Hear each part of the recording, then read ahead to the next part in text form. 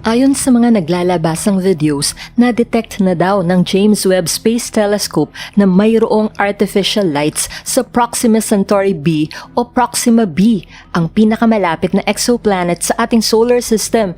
Mga 4.25 light years ang layo nito sa Earth. Kung makukumpirma ang presensya ng artificial lights sa nasabing planeta, ay maliwanag na ang ibig sabihin nito ay mayroon ngang intelligent life na nakatira doon. Hinanap ko ang source ng mga naglalabasang videos kung ano ang pinagbatayan nila. Kung totoo kasing James Webb Space Telescope ang nakadetect ng artificial lights sa Proxima b, sana ay nasa official website, Twitter o YouTube channel na ito ng James Webb, NASA o Space Telescope Science Institute.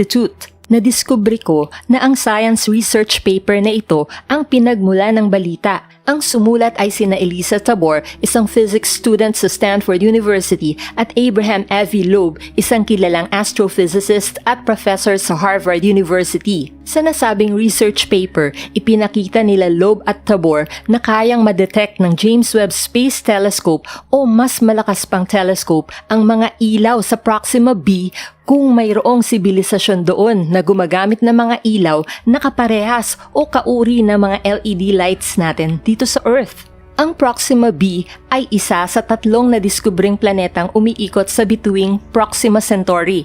Lilinawin ko lang, infomates, ang Proxima b, Proxima c at Proxima d ay mga planeta at ang iniikutan nilang bituin ay ang Proxima Centauri. Ang bituing Proxima Centauri ay tinatawag ding Alpha Centauri c dahil kabilang ito sa Alpha Centauri Triple Star System kasama ng mga bituing Alpha Centauri A o Alpha Cen A at Alpha Centauri b o Alpha Cen b. So sana ay huwag kayong malito sa pangalan ng mga planeta at ng mga bituin.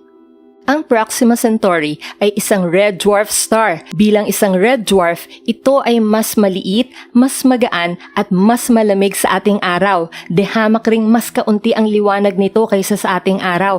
Mga 600 times itong mas madilim. Dahil dito, ang habitable zone ng Proxima Centauri system ay dapat mas malapit sa bituin ng mga 20 times kumpara sa habitable zone ng ating solar system. Ang habitable zone ay yung lugar sa paligid ng isang bituin kung saan hindi masyadong mainit at hindi masyadong malamig para manatiling likido ang tubig sa ibabaw ng planeta. Sa pagkakaalam natin kung saan may tubig, mayroong buhay. Noong 2016, nadiskubre ng mga astronomers ang isang planeta na nasa habitable zone ng Proxima Centauri system.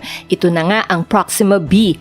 Ang layo nito sa bituing Proxima Centauri ay 7.5 million kilometers lang. Ang maganda dito, isang Earth-like planet ang Proxima b dahil halos magkasing laki sila ng Earth, kaya malamang ay isang rocky planet din ang Proxima b na may solid na surface na matutungtungan, hindi gaya ng mga gas planets. Dahil sa lapit ng Proxima b sa Proxima Centauri, kaya nitong makumpleto ang isang ikot sa loob lang ng 11.2 Earth days.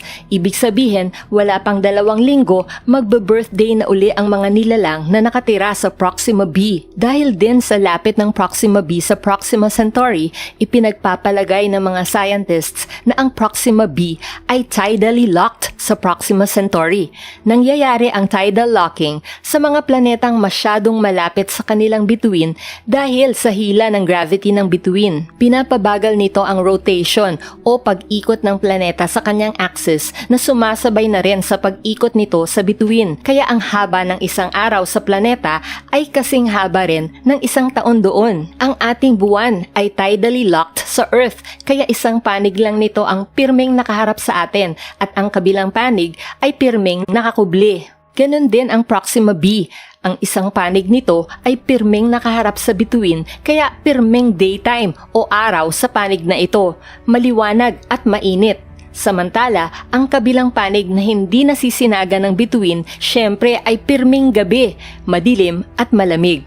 Sinasabi ni Tabor at Loeb sa kanilang research paper na kung isang advanced technological civilization na ang naninirahan sa Proxima b, posibleng ang panig ng planetang nakaharap sa bituin ay tinayuan na ng mga photovoltaic cells o solar panels na kokolekta ng enerhiya upang makapag-generate ng kuryente. Ang kuryenteng ito ang magbibigay ng liwanag at init sa gabing panig ng planeta.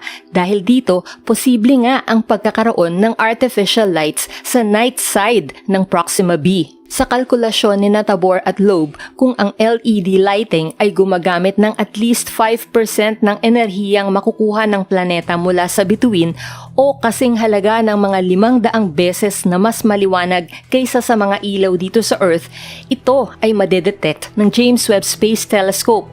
Pero kung mas madilim dito, ay baka hindi makaya. Pwede ring ang ginamit ng sibilisasyon sa Proxima B para ilawan ang gabing panig ng planeta ay mga salamin na nilaunch sa orbit o ipinwesto sa iba't ibang lugar.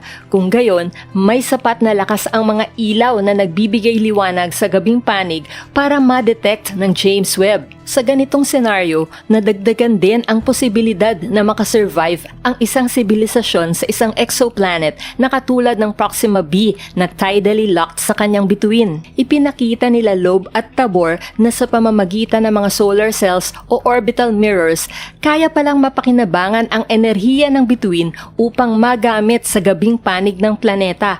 Ibig sabihin, pwede rin itong makalikha ng artificial photosynthesis. Dito sa Earth, ang photosynthesis ang proseso kung saan ang mga halaman gamit ang sunlight, tubig at carbon dioxide ay nakakalikha ng oxygen at pagkain. Ito ang pinakamahalagang proseso sa ating mundo. Kung hindi dahil dito, walang halaman, hayop o tao ang pwedeng mag-survive. So, totoo nga ba ang sinasabi sa mga videos na na-detect na ng James Webb ang artificial light sa Proxima B? Bagamat hindi ito imposibleng mangyari at para sa mga mahihilig sa science kagaya nating mga infomates ay masarap itong isipin, ang katotohanan ay hindi pa ito nangyayari sa ngayon. Sa opisyal na listahan ng schedule ng James Webb sa Cycle 1 o unang taon ng operasyon nito ay wala pang slot para obserbahan ang Proxima B o ang buong Proxima Centauri system. Sa ngayon, ang mayroon lang ay ang slot para sa Alpha Centauri A at Alpha Centauri B. Ang research paper na isinulat nila Loeb at Tabor ay parang isang thought experiment lang na sumubok na kalkulahin kung kaya nga bang ma-detect ng James Webb ang artificial lights base sa assumption o pagpapalagay na mayroon ngang intelligent civilization na nakatira sa gabing panig ng Proxima B. Nabanggit din nila Loeb at Tabor na ang hindi kayang ma-detect ng James Webb ay mas kayang i-detect ng susunod na mas powerful space telescope na nakaplanong i-launch sa 2035, ang Large UV Optical Infrared Surveyor o LUVOIR. Pasensya na infomates at inuna ko muna itong talakayin kaysa ang nasabi ko sa nakaraang video tungkol sa biosignatures na hahanapin ng James Webb dahil gusto ko agad na beripikahin at itama ang info tungkol dito. Idadagdag ko lang ang isang insidente kung saan isang prominenteng French physicist na nagngangalang Etienne Klein ang nagpost ng umano'y imahe ng Proxima Centauri at sinabi pa niyang ito ay kuha ng JWST o James Webb Space Telescope. Marami ang humanga sa larawan at madali itong kumalat at naging viral. Nang mayroon ng mga nagsabing fake ang photo, inamin na rin agad ni Klein na isang biro lang ito at ang totoo ay larawan ito ng isang hiwa ng chorizo o sausage. Ang aral dito, mag-ingat tayo sa ating mga nakikita, lalo na sa social media. Bago maniwala, i-check muna natin, mag-research at mag-beripika. Thank you infomates sa inyong likes at comments at sa inyong love sa akin. Mahal ko rin kayong lahat. Para sa ating mga bagong viewers, please don't forget to subscribe. You can also show your support by clicking the thanks button below. Thank you so much Black Whites, Joben Lee Morgado Hepiga, and Errol Bonete for your super thanks. Do check out these videos, baka hindi nyo pa napanood. Ingat kayo lagi infomates. God bless!